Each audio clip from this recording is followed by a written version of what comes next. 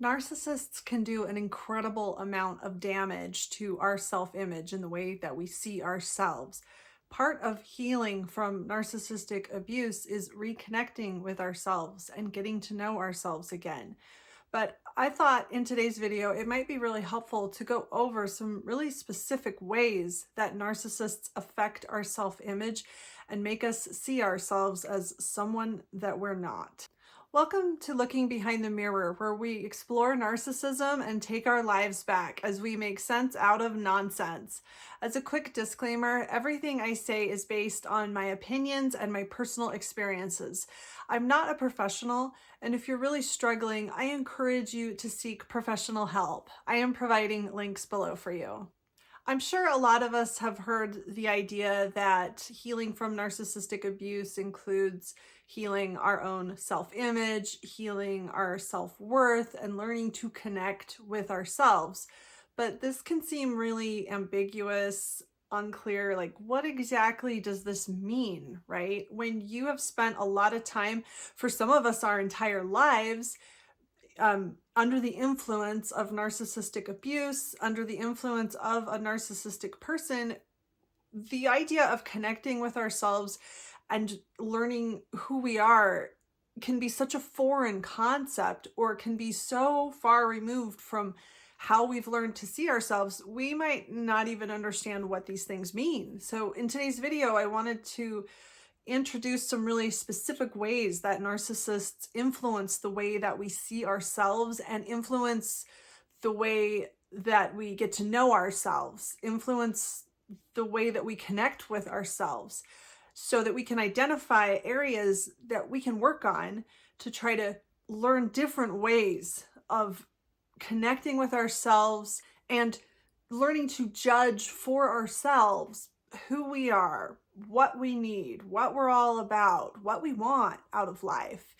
These areas that narcissists have completely infiltrated and taken over, these areas that narcissists have completely hijacked, things that should have been for us to decide, for us to learn. Inherent core beliefs that narcissists have instilled in us that have taken away our ability to see ourselves as we truly are, or as the people we want to become. The first core belief I want to go over that narcissists can instill in us is that we are not as important as they are. And narcissists truly believe this. They believe that they are not only more important, but the only person who is important at all. And if we live with someone long enough that believes that they are the only person who matters, especially if that person is our parent, of course, it can become instilled in us. We can start to believe that this is true when this is taught to us every single day in so many ways, in virtually every communication we have with this person, that they are more important. And even after we end a relationship with someone like this, we can carry this belief with us into other relationships, into the world, and just have this inherent core belief that we are just overall not as important as other people. Our needs are not as important. Our feelings are not as important. Our pain is not as important. And this can really affect our ability to connect with ourselves, to even know what it is that we need.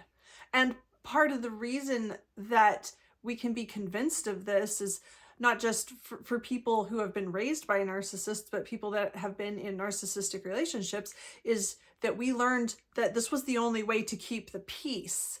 And this was the only way to, quote, earn love and acceptance, or whatever scraps of love and acceptance that we could get. This was what we had to do. We had to make ourselves small. We had to take on the belief that we were not as important. We had to cater to this gigantic ego in order to get what scraps we could. This was a survival mechanism.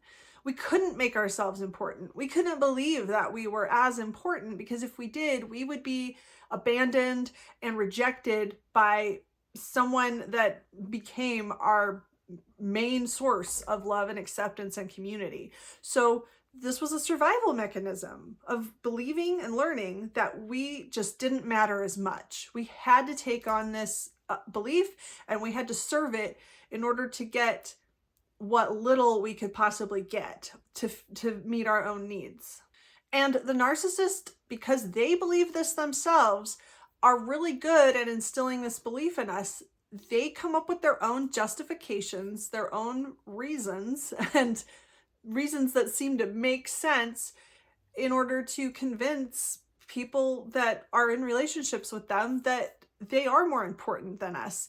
Some examples might be if you were brought up in a patriarchal society or a patriarchal community or culture, and you're a woman and you married a narcissistic man. Well, of course he's more important than you. He's a man.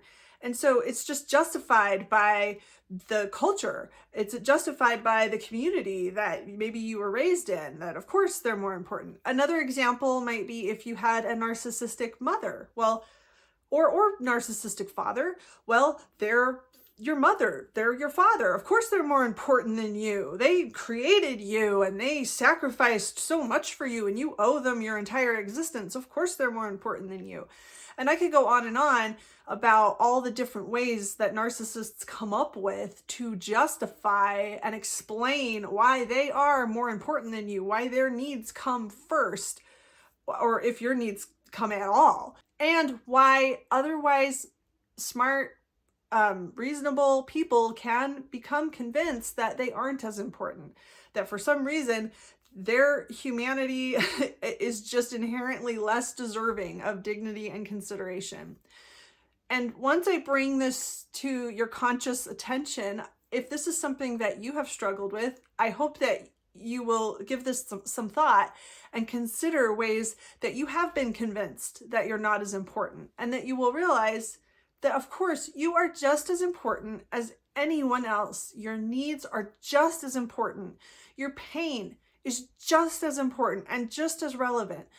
No one else's experience, no one else's needs, no one else's, no matter who they are, no matter what they've supposedly sacrificed for you, is more important than you. No one else's needs are more important than yours are. So that's one thing that a lot of us need to really think about and consistently remind ourselves of. We matter just as much as anyone else. Another core belief that narcissists can instill in us is that we're not as smart. We're not as smart as they are. They know better. They know us better than we know ourselves. They know how we should be acting and behaving better than we do. They can judge our character better than we can. They can judge what we should want out of our lives, what we should think about them, and what we should think about what they're doing, what we should want, and just what's going on around us. Just trivia, right?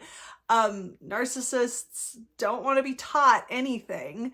They don't want to learn anything, and they certainly don't want to learn anything from you if you're a regular part of their life, because it hurts their ego to think that you might know more than they do about anything.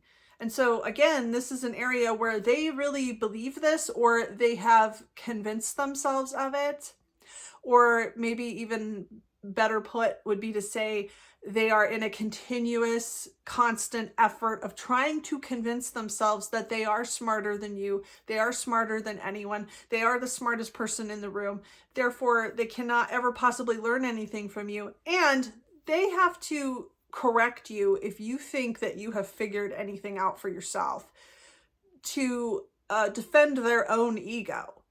So in defending their own fragile ego and in convincing themselves that they are the smartest person that's ever lived, they will constantly beat you down. They will constantly make you question your own intelligence, constantly trying to convince you that they know better. They know better about things that only you could possibly even know, like what you're thinking and how you're feeling and what you want. And just like with the idea that they are more important than us, believing in this, buying into it, becomes what we have to do in order to keep the peace and receive these scraps of love and acceptance. We can't allow ourselves to trust in our own judgment. We can't allow ourselves the confidence of saying, no, this person in my life is wrong about what they're saying about me. I know better about what I want and how I feel, and what they're saying doesn't resonate. We can't afford to do that, because going against what the narcissist says and having our own confidence in ourselves will cost us what scraps of love and acceptance we're getting. We will be rejected, we will be abandoned if we dare trust in ourselves. And unfortunately, this can really successfully be instilled in us. So it's not just that we go through the motions of not challenging the narcissist. It's not just that we don't argue with them. We really take on their belief. We really feel safer when we adopt whatever it is that they've told us about ourselves. This is someone that we love and trust. This is someone that we believe has our best interest at heart. So we're going to believe them when they tell us that we're selfish, or we're lying, or we don't care enough, or that our dreams are silly, or whatever. Because the more we believe what they say, the more we give them external validation, the quote safer we feel, and the more we feel that we're going to be able to get these scraps of love and acceptance. So as we heal from narcissistic abuse, we have to learn to connect to our own intuition again. We have to learn to judge ourselves and to have confidence in our own opinions and even our own preferences, because narcissists will convince us that just the kind of music that we like, or the kind of clothes we like to wear, somehow makes us stupid, makes them smarter than us. And we have to learn to have confidence in ourselves again, in our own thoughts and our own judgments, and to know that, yeah, okay, some people are smarter than other people, but in general, there's not one person in our life that's just so much smarter than us that we can't even trust in our own reasoning, and we can't even trust in our own ability to figure out what's going on in our own head. Your judgments, your opinions, and your preferences are just as valid as anyone else's. And that's not to say that sometimes you might be wrong about things, but sometimes they might be wrong about things. Your reasoning skills, your judgments, your opinions are not less valid than someone else's. Even if you're wrong about things, you have a right to make judgments. You have a right to form opinions and preferences, and they are just as valid as anyone else's. Now, the next core belief that I want to talk about, in my opinion, is probably the most damaging, and it's probably the hardest one to really overcome, in my opinion, and that is that we are not as deserving. We don't deserve love and acceptance. We have to earn it. And when we're in a relationship with a narcissistic person, we don't really stop to think about how unfair it is that we have to jump through hoops and work really hard to try to earn a modicum of the things that we owe, as far as what we've been taught, the things we owe to the narcissist just because. So we owe love and acceptance unconditionally, unquestionably. We owe our service, our time, our resources, our attention, all of it. We owe these things to the narcissist, asking nothing in return. And if we want even a piece of everything we're giving them, we have to jump through hoops. We have to earn that. We have to try really, really hard. We have to put enormous effort into trying to understand what it is we even need to do to earn just a small piece of what we are required to give freely with nothing asked in return. And how do we become convinced of this? How do we, as reasonable, intelligent people, become convinced that we don't really deserve anything inherently. We have to earn it. And yet we owe it to someone else to just give these things freely.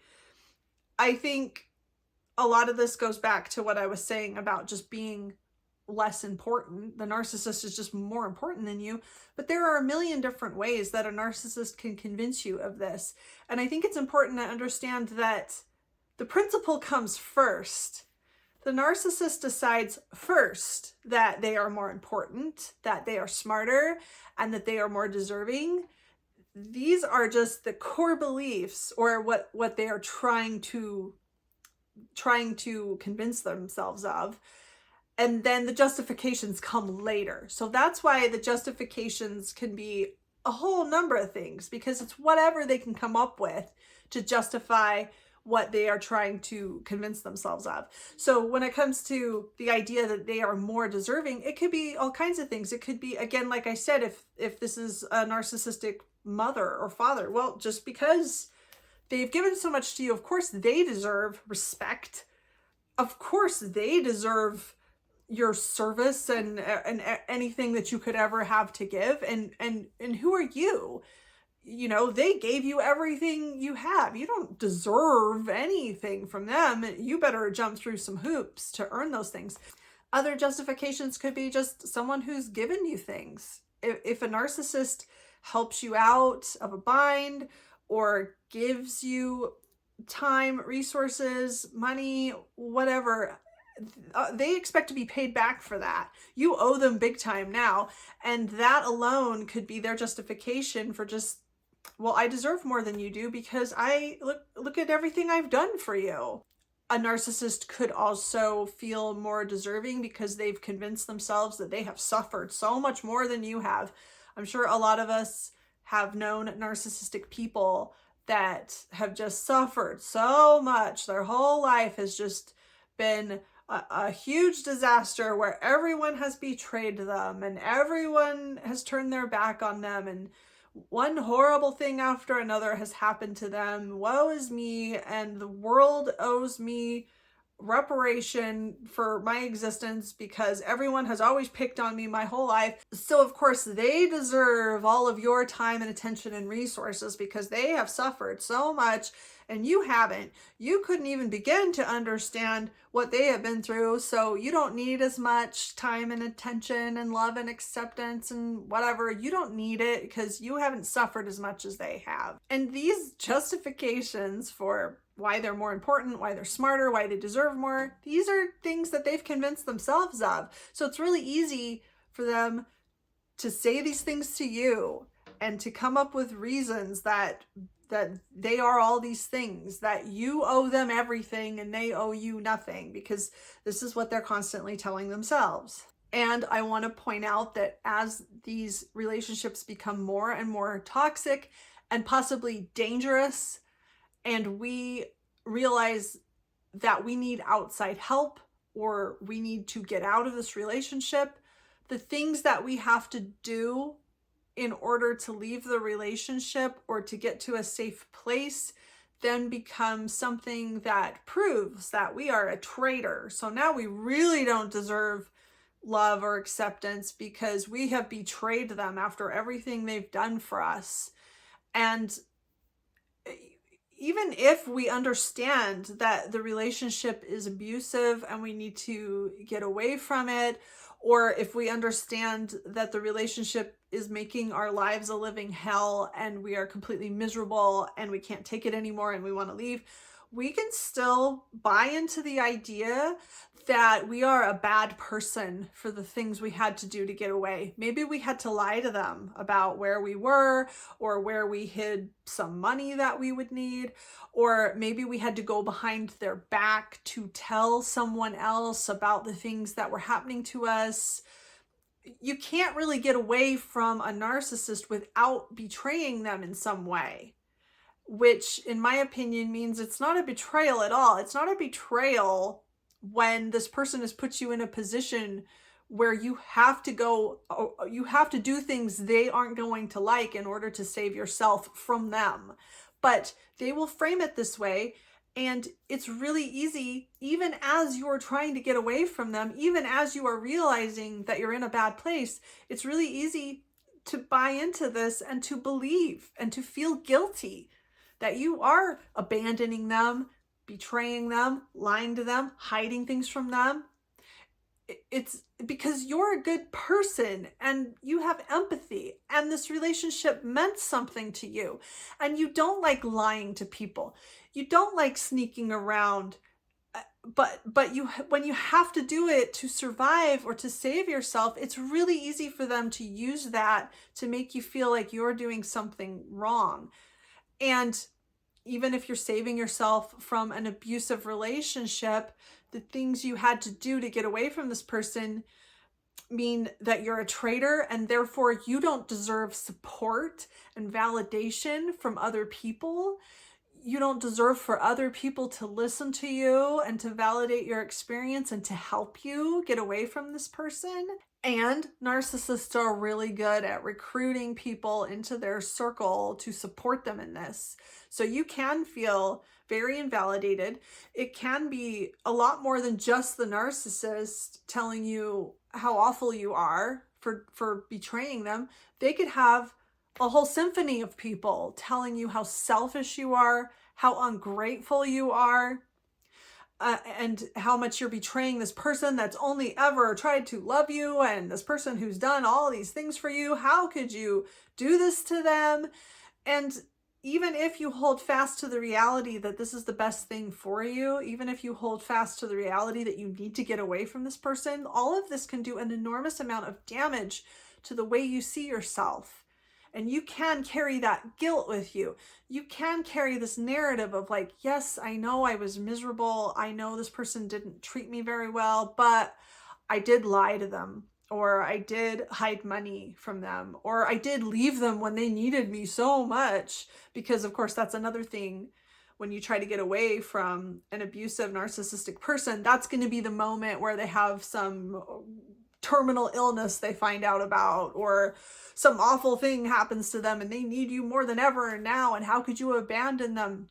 And even as you move on with your life, it can be very hard to overcome the guilt that this creates, which affects the way that you see yourself. You might have a really hard time seeing yourself as a worthy person who deserved safety and acceptance and security, who deserved an environment where they weren't miserable every single day. And if this happened to you, I want you to understand that if the person you were with left you no other avenue but to hide things from them and to confide in other people, to betray them in this way, if this was the only way that you could get to a safe place, if this was the only way you could get to a place where you could have your needs met, then this was not a betrayal. This was a betrayal of you. You were the one who was betrayed. You were the one who was in a relationship with somebody who was supposed to be supporting you and loving you, caring about you, and then put you in a position where you were not safe and your needs were not being met, and you were being told that you don't deserve love, and you're wrong, you're not as smart, you're not as important. And the only way to get away from this person that betrayed all of the things they were supposed to be for you was to betray them back. That's not a betrayal. You were the one who was betrayed, and you are not a bad person for doing the things that you had to do in order to get to the place that you deserve to be. And in addition to unlearning all these things, we are also in a place where we rely on other people to tell us who we are, because we learned for so long that it isn't safe to try to decide for ourselves what kind of person we are. So when we were in a narcissistic relationship, to get our needs met, even just scraps of what we needed, we had to give up that sovereignty. We had to give up our autonomy and let someone else tell us what kind of person we were.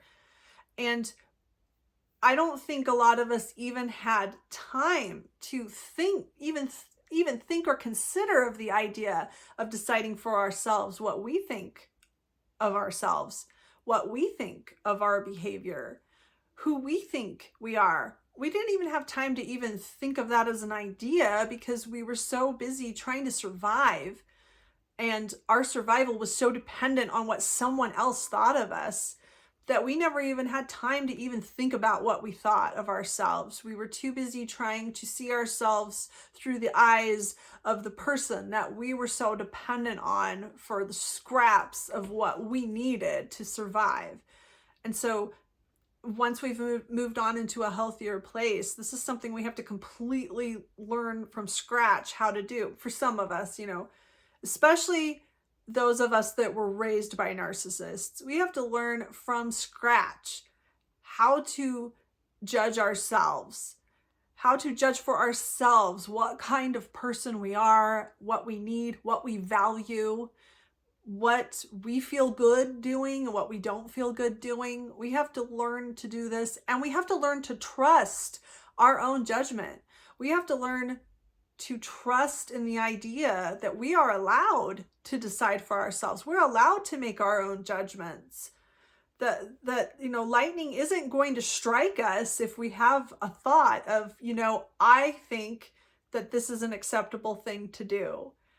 I think that this is what I want, and to have confidence in these ideas that we come up with for ourselves without feeling like we have to get these things approved by somebody outside of ourselves. No, it's okay. In fact, it's very important to learn to form your own opinions of who you are and what you want to do with your life and what kind of person you are and what kind of person you want to be. We have been conditioned to look outside of ourselves to see who we are, to see ourselves through the eyes of other people, because that was all that mattered. That was the only way to get our needs met, was to somehow guess how other people were going to see us, and if other people were going to see us as worthy of giving love and acceptance and attention to. It didn't matter what we thought of ourselves because we felt so dependent and so needy on the scraps that other people would give us if we could see how they saw us. That was all that mattered. But for those of us who were in narcissistic relationships, we learned to try to see ourselves through the eyes of someone who only saw us as an extension of themselves. We put an enormous amount of effort into seeing ourselves through the eyes of someone who can't see us at all. And so if this is something that resonates with you, I want you to really take some time to stop and think about what others have taught you about yourself. What beliefs do you have about yourself? What have narcissistic people in your life told you that you still believe about yourself? And take these things and ask yourself if you believe that these things are true. What do you think about yourself? What kind of person do you think you are? What do you think you should have done when you were in that situation where you did something that you still feel guilty about? What should you have done in that situation? And if you can acknowledge that, then maybe you can forgive yourself for whatever it is you might still feel guilty about, because that's another thing that you're allowed to do.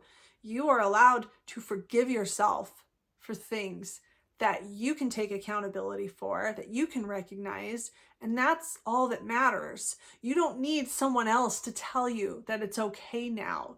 You can evaluate your own behavior and your own choices, and you can acknowledge where you can improve, and you can forgive yourself, and you can move on. And you can do this with every single belief you have of yourself. You can ask yourself, did someone teach me this belief I have of myself in order to help me? Did they teach me this because they cared about me, because they were even thinking about me? Or did they teach me these things about myself because it served them? I hope this helps. If you like this video, give it a thumbs up and comment below any ideas you have for me for future videos. And don't forget to subscribe to my channel if you like this video and would like to see more like it in the future. Until next time, thanks. Bye.